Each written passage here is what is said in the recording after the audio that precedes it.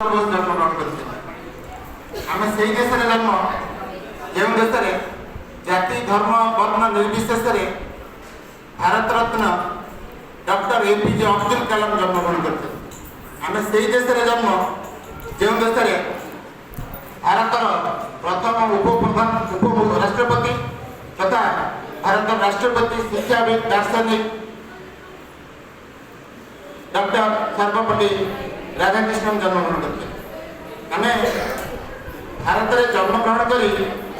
गर्वित पे पार्टी प्रथम बंद कर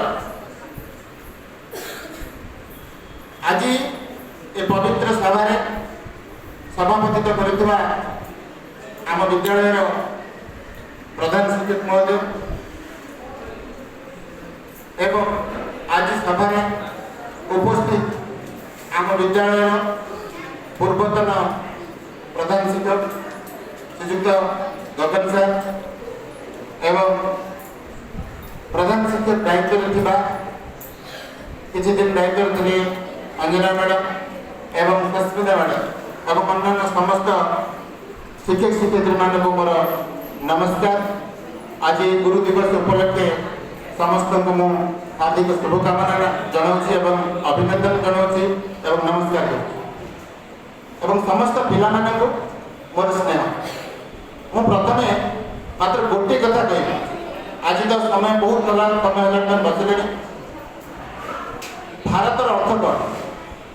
भा माने नॉलेज रक्त माने सर्च जो ज्ञानर अन्वेषण हुए से भारत अर्थ तेणु आम ये जन्मग्रहण कर संस्कृति परंपरा हिसाब से आम गुरु को सबुठ बड़ पदरे रखी आम गुरु दिवस पालन कहीं कर विषय तुम समस्ते जानी सारे डॉक्टर सर्वपल्ली राधाकृष्णन जन्म दिवस आज दिनटी को जन्मदिन दिन को सी देश उत्सर्ग कर जन्म दिवस को पालन करने नुहे केवल सब गुरु मान जन्म दिवस को पालन करने आज दिन से उत्सर्ग कर जीवन दर्शन अनेक कथा शुणी मुझे तुमको छोटिया गपटे मात्र कह शुणी जा तुम मान उद्देश्य मात्र छोटिया गपटे कह गप शुण पार्टी बंद कले गपटे भल लगे गुरु नानक थर शिष्य मान को नहीं हिमालय पर्वत जाते चल पे हिमालय पर्वत आरोहण करवा एवं सेठू किसी शिक्षा लाभ कर खरा दिन गरम जोर तेणु शिक्षार्थी मैंने जो मैंने जाऊे से मैंने बाटर क्लांत हो पड़े शुण कथा शुण एक पार्टी किसी बाटरे गुरु नानक कहले आपको ये बड़ा तृष्णा लगी पूजा लगी भोक लगी किसी उपाय नहीं गुरु कहले गोटे गोटे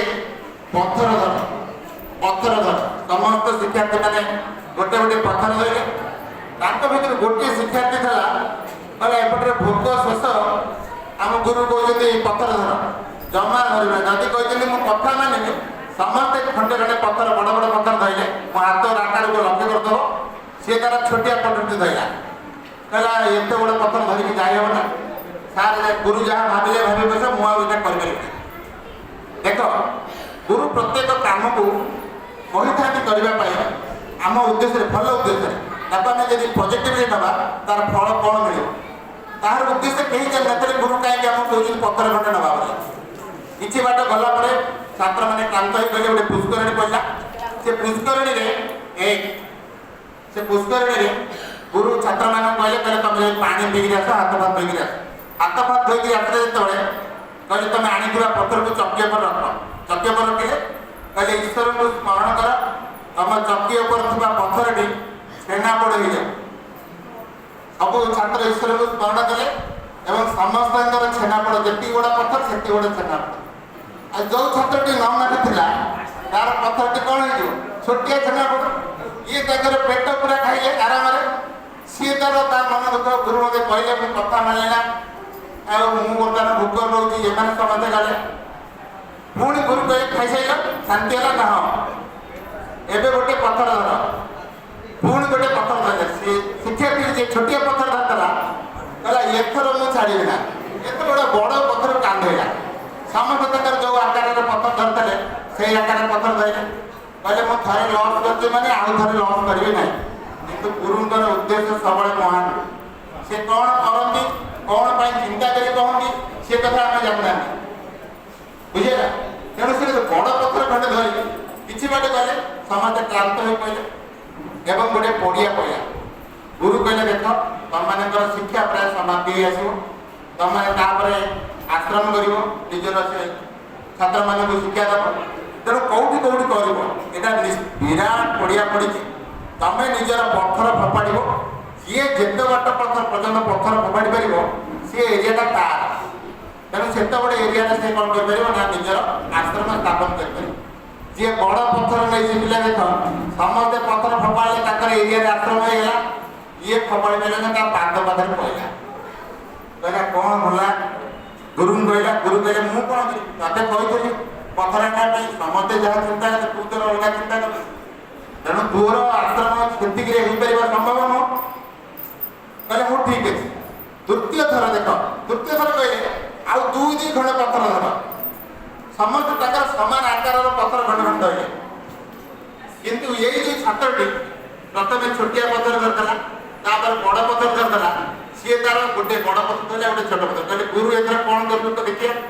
ମୋର ତ ଏଥର ଯଦି କହିବେ ବଡ଼ ପଥର ଦରକାର ମୋର ବଡ଼ ପଥର ଦେଇଦେବି, ଯଦି କହିବେ ଛୋଟ ପଥର ଦରକାର ମୁଁ ଛୋଟ ପଥର ଦେଇଦେବି। ତେଣୁ ଏଥର ମୋର ଫେଲର ହବାର ନାହିଁ। ଦେଖ ଗୁରୁଙ୍କ ସାଙ୍ଗରେ ସେଇ ପିଲାଟି ତାର କଣ୍ଟେଷ୍ଟ ରହିକି କାମ କରିଚାଲିଛି, ଗୁରୁଙ୍କ କଥା କେବେ ମାନୁନି। ଅନ୍ୟ ଯୋଉମାନେ ମାନୁଛନ୍ତି ତାଙ୍କର ସୁଫଳ ମିଳିକି ପାଇଚାଲିଛନ୍ତି। ତେଣୁ ସିଏ ତାର କ'ଣ କଲା, ଦୁଇଟା ପଥର ଗୋଟେ ବଡ଼ ପଥର କାନ୍ଦିଲା, ଆଉ ଗୋଟେ